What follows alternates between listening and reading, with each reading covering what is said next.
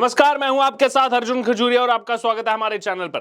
3 जुलाई को प्रधानमंत्री नरेंद्र मोदी ने कैबिनेट की बैठक बुलाई है और अब ये कयास तेज हो गए हैं कि मोदी कैबिनेट में बड़ा फेरबदल होने वाला है। दरअसल अगर बात की जाए तो 2024 लोकसभा चुनाव से पहले ये फेरबदल जरूरी भी है भारतीय जनता पार्टी के लिए। और मोदी 2.0 की बात की जाए तो अभी तक केवल एक ही बार जो है कैबिनेट में बड़ा बदलाव हुआ था, वो भी आज से 2 साल पहले 2021 में। अब ये कौन से संभावित चेहरे ऐसे हो सकते हैं जिनको प्रमोशन मिल सकता है या फिर जिनको मोदी कैबिनेट में हिस्सा मिल सकता है, जिम्मेदारी मिल सकती है, वो भी हम आपको बताएंगे। लेकिन उससे पहले एक बार हम ये जान लेते हैं कि अभी मोदी कैबिनेट में कौन कौन है, किस किस पोजीशन पर है, कौन सा मंत्रालय किसके पास है। आप भी एक बार जो है वो देख लीजिए और अपनी राय जो है वो कमेंट बॉक्स में बताते रहिए कि आपको क्या लग रहा है। किसी का डिमोशन होगा, किसी का प्रमोशन होगा, कोई नया चेहरा आएगा।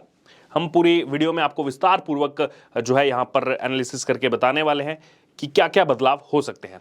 सबसे पहले बात की जाए तो प्रधानमंत्री नरेंद्र मोदी, उनके पास खुद जो है यहाँ पर department of atomic energy, department of space और पर्सनल पब्लिक ग्रीवियंस पेंशन तमाम जो है यहाँ पर ये उनके पास मोदी 2.0 में, मोदी 2.0 की बात की जाए तो उसमें ये मंत्रालय जो है वो उनके पास है।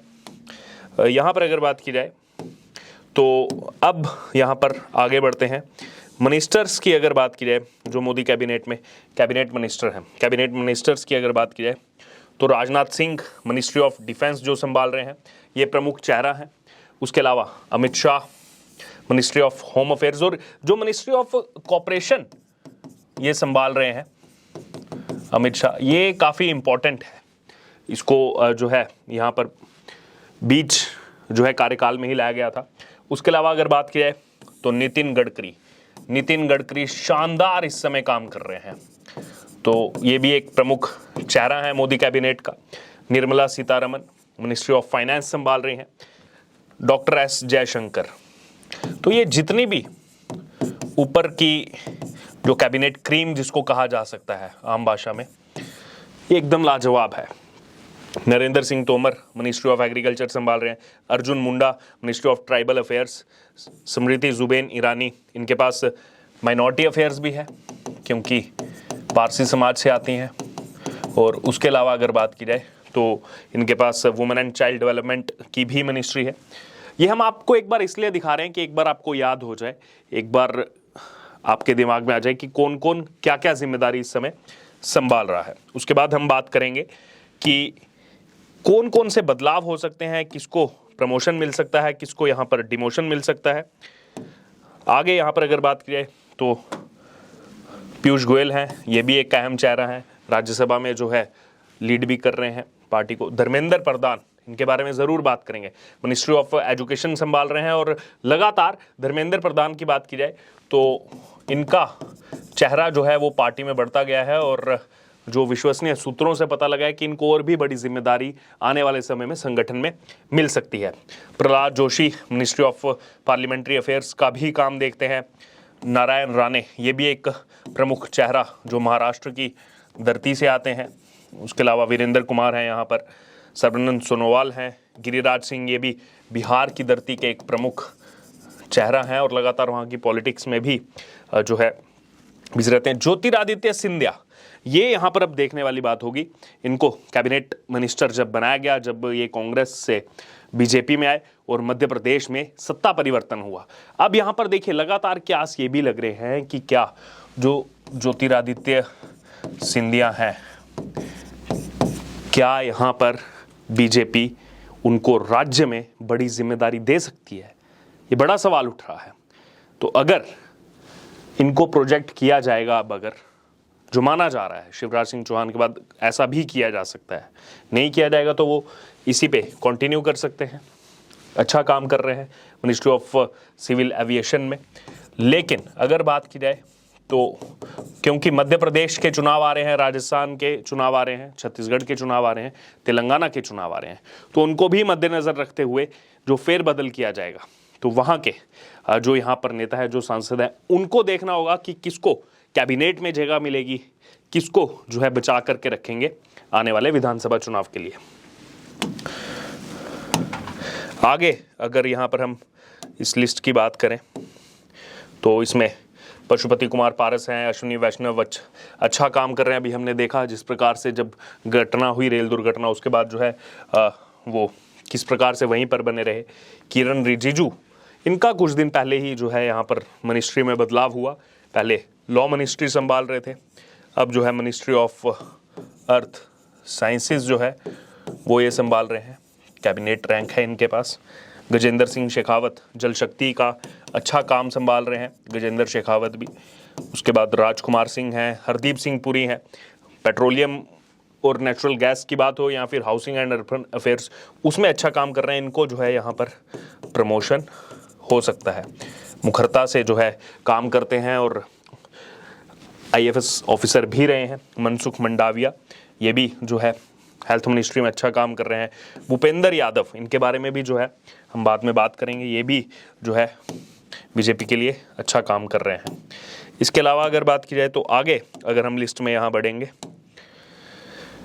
महेंद्र नाथ पांडे हैं।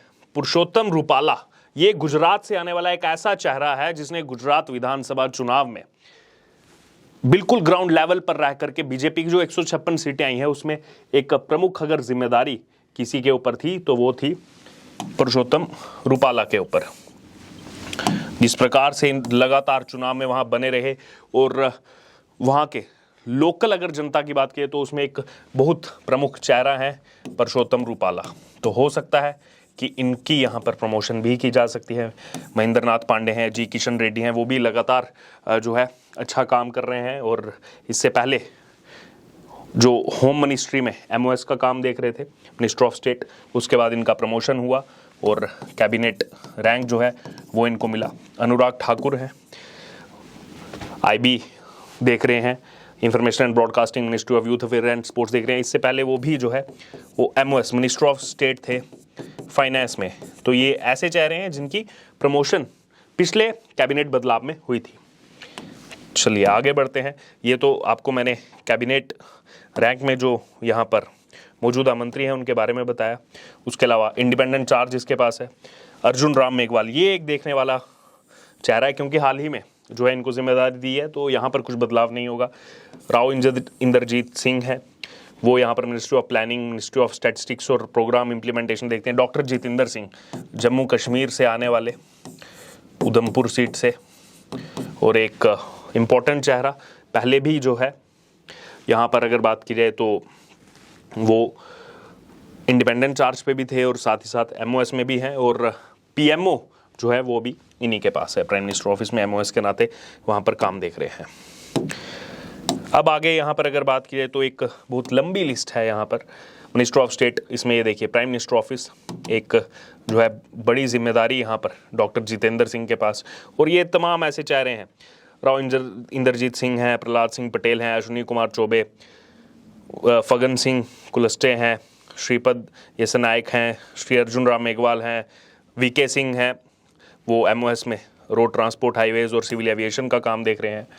उसके अलावा अगर यहाँ पर बात करें हम तो इस प्रकार के बहुत से MOS यहाँ पर हैं। रामदास अठावले हैं जो रिपब्लिकन पार्टी से आते हैं, कृष्णपाल हैं, साध्वी निरंजन ज्योति हैं, नित्यानंद राय हैं, अनुप्रिया सिंह पटेल हैं अपना दल से, पंकज चौधरी हैं, संजीव कुमार बाल्यान हैं। तो देखना होगा कि यहाँ पर भी आपको बता दें जो MOS हैं मिनिस्टर ऑफ स्टेट, उनमें भी जो है ये बदलाव होने वाले हैं। जो राज्य मंत्री हैं उनमें भी ये बदलाव जो है वो किए जाएंगे।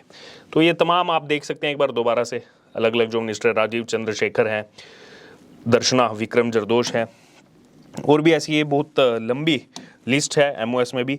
ये भी आप एक बार देख लीजिए क्योंकि इसमें से भी चेहरों में बदलाव होगा। मीनाक्षी लेखी नई दिल्ली से जो है आती हैं, नई दिल्ली लोकसभा से, और इस समय external affairs ministry of culture में MOS हैं। सोम प्रकाश और तमाम ऐसे चेहरे हैं, BL वर्मा हैं, अजय भट्ट हैं, तमाम इस तरह के जो चेहरे ये मोदी कैबिनेट में शामिल थे। लेकिन अब देखना होगा कि आने वाले समय में इनमें से कौन से चेहरे आपको दिखेंगे, कौन से चेहरे नहीं दिखेंगे। चलिए, अब ये तो आपको मैंने लिस्ट बता दी जो पहले से इसमें है। अब यहाँ पर बड़ा सवाल ये कि मोदी कैबिनेट बदलाव के लिए संभावित चेहरे कौन हैं। अब जो 3 जुलाई की बैठक है और उसके बाद जो ऐसा माना जा रहा है 17 जुलाई से मॉनसून सत्र जो है वो यहाँ पर शुरू हो सकता है। तो ये बदलाव जो है 24 लोकसभा चुनाव से पहले किए जा सकते हैं। बड़ा सवाल यही कि आखिरकार किसकी प्रमोशन होगी, कौन से चेहरे इसमें शामिल हो सकते हैं। चलिए अब आपको यहाँ पर जो लगातार सूत्रों से न्यूज़ आ रही है, धर्मेंद्र प्रधान, मैंने पहले भी आपको बताया था, धर्मेंद्र प्रधान जो हैं वो इस समय मिनिस्ट्री ऑफ एजुकेशन देख रहे हैं। इनको अगर भारतीय जनता पार्टी संगठन की बात की जाए तो उसमें भी बड़ी जिम्मेदारी आने वाले समय में मिल सकती है। और उससे पहले अगर बात की जाए तो यहाँ पर एक विश्वसनीय चेहरा भारतीय जनता पार्टी के लिए, सरकार के लिए, और हो सकता है कि वैसे भी मिनिस्ट्री ऑफ एजुकेशन देख रहे हैं, इनकी प्रमोशन जो है वो यहाँ पर हो सकती है। इससे आगे अगर हम बढ़े, अगला नाम मैं आपको बताऊं इनके बाद, धर्मेंद्र प्रधान के बाद भूपेंद्र यादव, एक प्रमुख चेहरा, लगातार भारतीय जनता पार्टी की बात करते रहते हैं और एक सीनियर चेहरा है। लगातार जो है वो बीजेपी के लिए अलग अलग राज्यों में जिस प्रकार से संगठन को बढ़ाना हो तो उसका फल इनको मिल सकता है। भूपेंद्र यादव एक अहम जिम्मेदारी पर इस बार जो है वो देखे जा सकते हैं। अब इन 2 नाम के अलावा बाकी जो यहाँ पर संभावित नाम है, एक प्रमुख नाम CR पाटिल। जी हाँ, गुजरात बीजेपी के स्टेट प्रेसिडेंट, प्रदेश अध्यक्ष CR पाटिल। याद रखिएगा, हाल ही में जब गुजरात विधानसभा के चुनाव हुए उसके बाद जो नतीजे आए, बीजेपी ने 27 साल का एंटी इनकम्बेंसी फैक्टर होने के बावजूद 182 में से 156 सीटें जीत प्राप्त की। नरेंद्र मोदी के भी समय के रिकॉर्ड टूट गए और सीधे तौर पर खुद पीएम नरेंद्र मोदी ने इस जीत का श्रेय CR पाटिल को दिया था। गुजरात में अच्छी पकड़ है इनकी और इस चुनाव में बीजेपी की जीत के लिए एक प्रमुख चेहरा रहे CR पाटिल। और तब से ही ये क्यास लगाए जा रहे थे उस जीत के बाद ही कि CR पाटिल को दिल्ली में जो है, अब दिल्ली यानी कि केंद्र सरकार में अब जो है जिम्मेदारी मिल सकती है। ये फल उनको मिल सकता है जो बीजेपी को उन्होंने प्रचंड जीत यहां पर दिलाई। इसके अलावा जो आगे चेहरे हैं यहां पर उनकी बात की जाए, सुरेश गोपी, एक प्रमुख चेहरा बीजेपी के लिए अगर बात की जाए भारत की, तो विविधता में एकता की बात की जाती है। अलग अलग जो है क्षेत्र हैं, क्षेत्रों वाइज बात की जाए तो साउथ रीजन से आने वाले प्रमुख नेता हैं। वहाँ में अभिनय भी जो है ये करते थे वहाँ की इंडस्ट्री में, और एक अहम चेहरा है बीजेपी के लिए। खास तौर पर अगर बात करें तो दक्षिण राज्यों में अपने वोट बैंक को सिद्ध करने के लिए एक बड़ा चेहरा बीजेपी के लिए सुरेश गोपी, और ऐसा माना जा रहा है कि इनको भी इस कैबिनेट में जगह मिल सकती है। अब यहां पर अगला चेहरा चिराग पासवान। जी हाँ, चिराग पासवान की बात करें तो पिछली बार भी लग रहा था जब से इनके पिता, उनका देहांत हुआ है उसके बाद बहुत प्रयास किए इन्होंने, लेकिन चिराग पासवान की बात की जाए तो बीजेपी के लिए, नरेंद्र मोदी के लिए जिस प्रकार से लगातार ये कहते रहते हैं और उनकी तारीफ करते रहते हैं, तो उसका फल जो है आप मिल सकते हैं, क्योंकि बिहार की पॉलिटिक्स में एक्टिव भी हैं।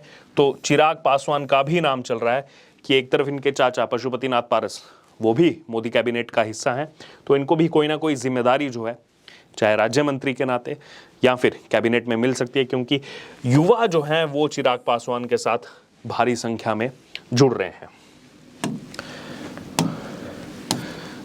चिराग पासवान के बाद अगला चेहरा जो यहाँ पर संभावित हो सकता है, और भी कई पार्टी से चेहरे जो हैं वो यहाँ पर लिए जा सकते हैं। राजस्थान में कुछ महीनों बाद विधानसभा चुनाव है। राज्यवर्धन सिंह राठौर, ये भी एक प्रमुख चेहरा हो सकते हैं। जब 2014 से 2019 का जो कार्यकाल रहा था पीएम नरेंद्र मोदी का, उसमें जो है ये ministry of youth affairs and sports देख चुके हैं। और उसके अलावा आपको बता दें कि इंडियन आर्मी में जो है एक लंबे समय तक 2 दशक से ज़्यादा समय तक जो है इंडियन आर्मी में सर्व कर चुके हैं और ओलंपिक में सिल्वर मेडलिस्ट हैं। 2004 ओलंपिक्स में सिल्वर मेडल जीत चुके हैं। एक साफ ईमानदार और साफ छवि के नेता राज्यवर्धन सिंह राठौड़। लेकिन अब देखना होगा क्या इनको जिम्मेदारी मिलेगी या फिर राजस्थान में जो चुनाव आने वाले हैं उसके लिए इनको तैयार किया जाएगा, क्योंकि ये भी माना जा रहा है विधानसभा के चुनावों को भी मद्देनजर रखते हुए जो है इस बार ये कैबिनेट में बदलाव किए जाएंगे। अब देखना होगा कि राज्यवर्धन सिंह राठौड़ को जिम्मेदारी मिलती है या फिर राजस्थान में उनको प्रमुख चेहरा बना करके आने वाले समय में कुछ अलग पद पर उनको देखा जा सकता है। तो ये वो प्रमुख चेहरे थे जिनके बारे में हमने आपको बताया। अब सबसे आखिर में इन दलों से भी जो है मंत्री बनाए जा सकते हैं। सबसे पहले बात की जाए तो एकनाथ शिंदे का जो गुट है शिवसेना का, तो यहाँ पर ये माना जा रहा है कि इनके भी दल से किसी ना किसी को मंत्री पद जो है वो मिल सकता है। वो एक जो है कोटा इनके लिए रखा गया है।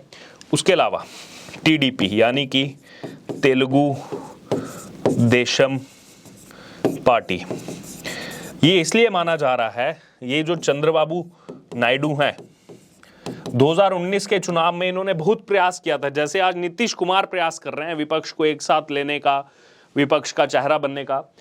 चंद्रबाबू नायडू ने बहुत प्रयास किया था लेकिन पूरी तरह से विफल साबित हुए। लेकिन पिछले कुछ समय से हम देख रहे हैं लगातार, चाहे अमित शाह से मिलना हो, चाहे बीजेपी से करीब आना हो, या फिर जब नई संसद का उद्घाटन हुआ उसमें भी कहीं ना कहीं समर्थन जो है वो, इनका झुकाव जो है वो सरकार, केंद्र सरकार की तरफ था। तो ऐसा माना जा रहा है कि एकनाथ शिंदे गुट से भी किसी को मंत्री पद मिल सकता है, टीडीपी से भी मिल सकता है, और प्रयास किया जा रहा है बीजेपी की तरफ से बाकी भी जो छोटे दल हैं अलग अलग राज्यों के, चाहे सुभाषपा हो उत्तर प्रदेश से या फिर हिंदुस्तानी आवाम मोर्चा हो बिहार से, इनको भी साथ में लेने का प्रयास भारतीय जनता पार्टी कर सकती है।